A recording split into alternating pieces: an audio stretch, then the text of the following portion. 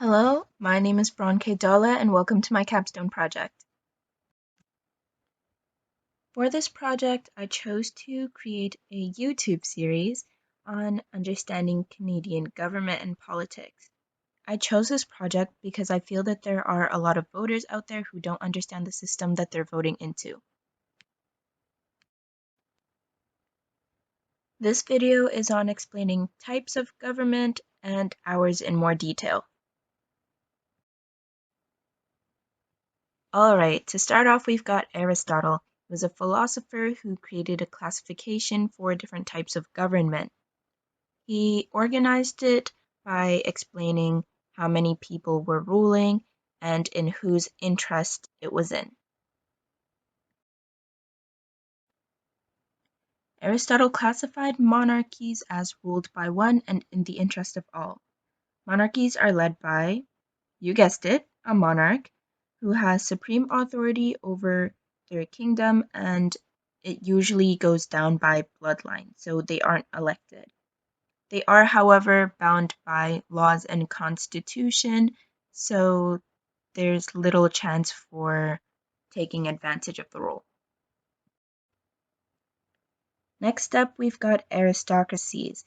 They are classified as ruled by a few people and in the interest of all. An aristocracy is basically a small group of government that is run by the privileged class, people who hold titles, and those deemed qualified by said people who have titles. Next up, we have a polity. A polity is ruled by many in the interest of all, and it's basically comprised of anyone who can make conscious decisions. Polities make decisions through discussion and try to come to a decision that can benefit everyone, so morals do come into play. Alright, next up we have tyrannies. Tyrannies are ruled by one in the interest of themselves. A tyrant, leader of a tyranny, is an autocratic leader that is not bound by constitution or law and can basically do anything that they want. They're either elected or they overthrow whatever government is initially in place. Though there's nothing inherently bad about being a tyrant, it does have negative connotations because they usually are self-serving. Next up, we have oligarchies, who are ruled by a few in the interest of themselves.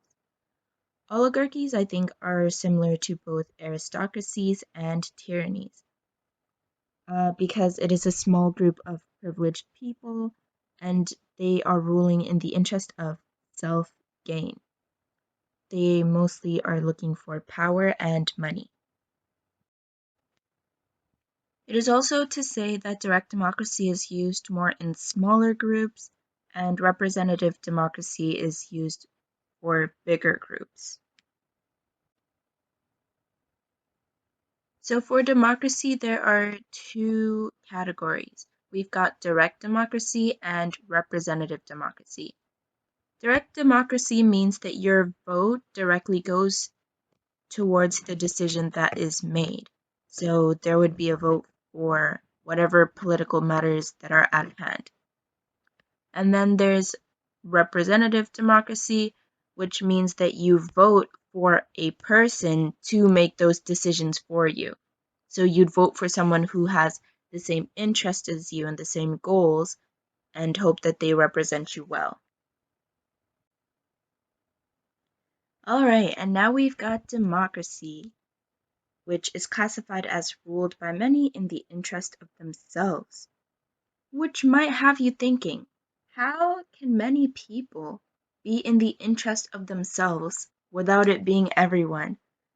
But according to Aristotle, because democracy is based on votes, people can easily just vote for whatever's convenient for them without considering how it affects other people. So morals do not come into play, which is why he thinks democracy is very selfish.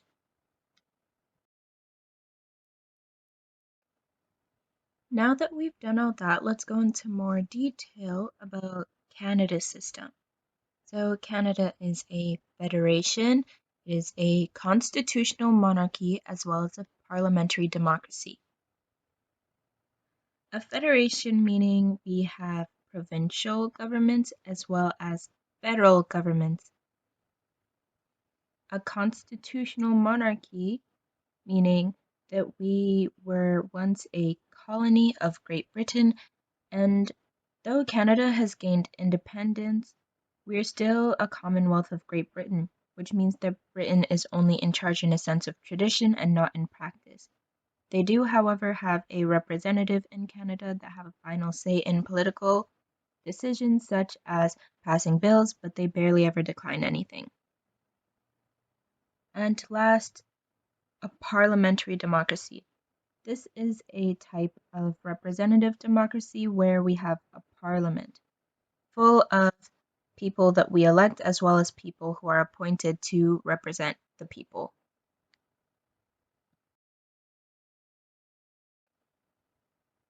Thanks for watching. I hope you learned something new.